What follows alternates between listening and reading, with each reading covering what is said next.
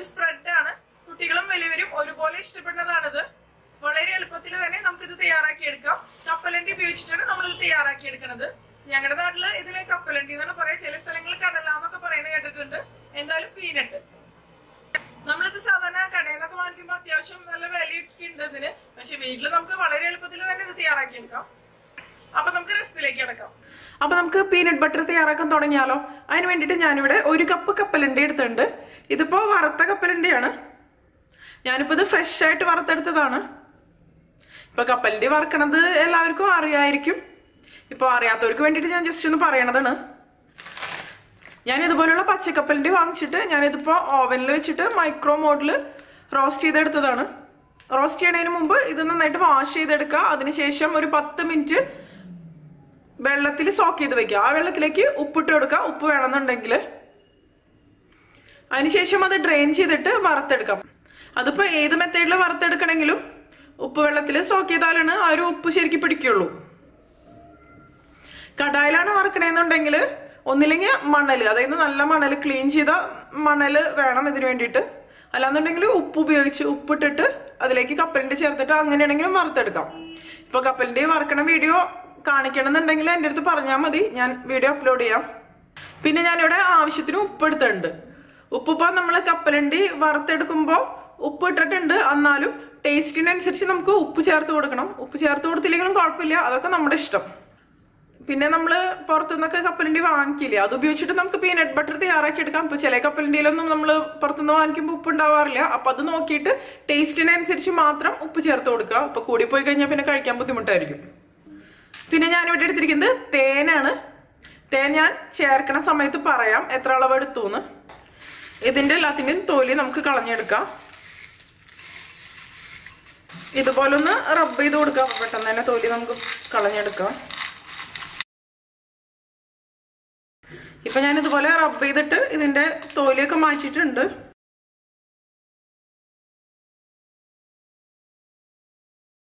അതിനുശേഷം ഇങ്ങനെ ഒന്ന് ചെയ്ത് കൊടുത്താൽ മതി. വളരെ ഈസി ആയിട്ട് നമുക്ക് ഇതിന്റെ തൊലി മാറ്റാം. ഇപ്പൊ താഴെ കണ്ടില്ലേ, ഇതിന്റെ തൊലി മാത്രം സെപ്പറേറ്റ് ആയിട്ട് വീഴുന്നുണ്ട്. ഇത് മതി നമുക്ക്. ഞാനിവിടെ ഒരു മിക്സിയുടെ ജാർ എടുത്തിട്ടുണ്ട്. ഞാനിതിപ്പോ ചട്നിയൊക്കെ അരയ്ക്കണ ജാറാണ് എടുത്തിരിക്കുന്നത്. ഇതിലേക്ക് നമുക്ക് കപ്പലണ്ടി ഇട്ട് കൊടുക്കാം. ഇനി നന്നായിട്ടൊന്ന് പൊടിച്ചെടുത്ത് കൊണ്ടുവരാം.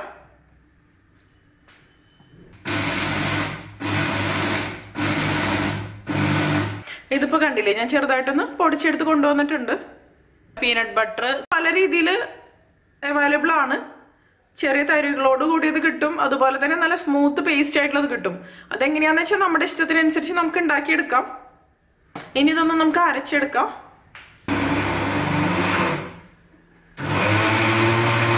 ഇപ്പൊ ഞാൻ കപ്പലണ്ടി നന്നായിട്ട് അരച്ചെടുത്ത് കൊണ്ടുവന്നുണ്ട്. കണ്ടില്ലേ, നല്ലൊരു സിൽക്കി സ്ട്രക്ചറാണ്. ഇതിലേക്ക് ഞാൻ എണ്ണയൊന്നും ആഡ് ചെയ്ത് കൊടുത്തിട്ടില്ല. എണ്ണയും അതുപോലെ തന്നെ തേനൊന്നും ആഡ് ചെയ്ത് കൊടുത്തിട്ടില്ല. ഇത് കപ്പലണ്ടിയുടെ ഉള്ളിലത്തെ ഓയിൽ ഇറങ്ങി വന്നിട്ടാണ് ഇതുപോലെ ആയിരിക്കണത്. കണ്ടില്ലേ ഇതിന്റെ ഒരു കൺസിസ്റ്റൻസി. ഇതിലേക്ക് നമുക്കിനി ആവശ്യത്തിന് ഉപ്പ് ചേർത്ത് കൊടുക്കാം. ഇതിപ്പോ ഞാൻ കപ്പലണ്ടി വറുത്തെടുത്ത സമയത്ത് ഉപ്പ് ചേർത്തിട്ടാണ് വറുത്തത്. എന്നാലും കുറച്ചും കൂടി ഉപ്പ് വേണം ഇതിന്. ഉപ്പ് നമ്മുടെ ആവശ്യത്തിനനുസരിച്ച് നമുക്ക് ചേർത്ത് കൊടുക്കാം, ടേസ്റ്റ് നോക്കിയതിന് ശേഷം. ഇനി ഇതിലേക്ക് ഞാൻ ചേർക്കുന്നത് 1 ടേബിൾ സ്പൂൺ തേനാണ്. തേൻ ഇഷ്ടമുണ്ടെങ്കിൽ മാത്രം ചേർത്താൽ മതി. തേൻ ചേർക്കണമെന്ന് നിർബന്ധമൊന്നുമില്ല.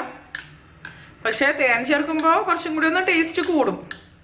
അതുപോലെ തന്നെ തേനിന് പകരം നമുക്ക് വേണമെന്നുണ്ടെങ്കിൽ പഞ്ചസാര ചേർത്ത് കൊടുക്കാം. പക്ഷെ തേനായിരിക്കും കുറച്ചും കൂടി നല്ലതെന്ന് തോന്നുന്നു. ഇനി ഞാൻ ഒന്നും കൂടി ബ്ലെൻഡ് ചെയ്ത് കൊണ്ടുവരാം. ഇതിപ്പോൾ റെഡി ആയിട്ടുണ്ട്. ഇതിപ്പോൾ കണ്ടില്ലേ, ഇതിപ്പോൾ തിക്കായിട്ട് വന്നിട്ടുണ്ട്. പക്ഷെ നമുക്ക് ബ്രെഡിലും ചപ്പാത്തിയിലൊക്കെ സ്പ്രെഡ് ചെയ്യാൻ പറ്റും. ആ ഒരു രീതിയിൽ തന്നെയാണത്.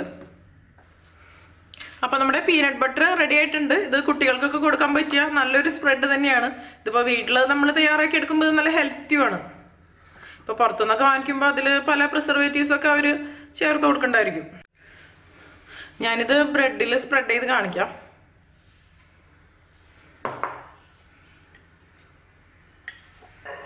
ഞാനിതിപ്പോ ഓയിൽ യൂസ് ചെയ്തിട്ടില്ല. ഇതില് നിങ്ങൾക്ക് വേണമെന്നുണ്ടെങ്കിൽ ഓയിൽ യൂസ് ചെയ്യാം. കണ്ടില്ലേ, ഇപ്പൊ ഇപ്പൊ കണ്ടില്ലേ നമ്മുടെ പീനട്ട് ബട്ടർ സ്പ്രെഡ് ചെയ്തിട്ടുള്ള ബ്രെഡ്. അപ്പൊ എല്ലാവരും ട്രൈ ചെയ്ത് നോക്കിയിട്ട് നിങ്ങളുടെ എക്സ്പീരിയൻസ് ഷെയർ ചെയ്തോളൂ കേട്ടോ. പിന്നെ ശ്രദ്ധിക്കേണ്ട ഒരു കാര്യം എന്താണെന്ന് വെച്ചാൽ പീനട്ട് ബട്ടർ തയ്യാറാക്കുമ്പോൾ നമ്മൾ ഉപയോഗിക്കുന്ന മിക്സിയുടെ ജാറിൽ തീരെ വെള്ളം ഉണ്ടാവാൻ പാടില്ല. വെള്ളം ഉണ്ടായി കഴിഞ്ഞാൽ പീനട്ട് ബട്ടർ പെട്ടെന്ന് തന്നെ കേടായി പോവും. ഇത് നമുക്ക് എയർ ടൈറ്റ് കണ്ടെയ്നറിലാക്കിയതിന് ശേഷം ഫ്രിഡ്ജിൽ സൂക്ഷിച്ചു വെക്കാം. 1 മാസമൊക്കെ വരെ ഇത് കേടാവാതിരിക്കും. ഇത് തന്നെ കഴിക്കാനും നല്ലതാണ്. അതുപോലെ തന്നെ ചപ്പാത്തി, ബ്രെഡ് അതിൻ്റെയൊക്കെ കൂടെ കഴിക്കാൻ നല്ലതാണ്. കുട്ടികൾക്കൊക്കെ നല്ല ഇഷ്ടപ്പെടുന്ന ഒരു സ്പ്രെഡ് തന്നെയാണിത്. അപ്പൊ എല്ലാവരും ട്രൈ ചെയ്ത് നോക്കിയിട്ട് നിങ്ങളുടെ എക്സ്പീരിയൻസ് ഷെയർ ചെയ്തോളൂ കേട്ടോ. നിങ്ങൾക്ക് എന്റെ വീഡിയോ ഇഷ്ടമാവുകയാണെങ്കിൽ ലിംഷാസ് കിച്ചൺ സബ്സ്ക്രൈബ് ചെയ്തോളൂ കേട്ടോ. പിന്നെ ലൈക്ക് ചെയ്യുക. അതോടൊപ്പം നിങ്ങളുടെ ഫ്രണ്ട്സിനും ഫാമിലിക്കും ഒക്കെ ഷെയർ ചെയ്ത് കൊടുക്കുകയും ചെയ്യാം. അപ്പൊ മറ്റൊരു അടിപൊളി റെസിപ്പി ആയിട്ട് നമുക്ക് വീണ്ടും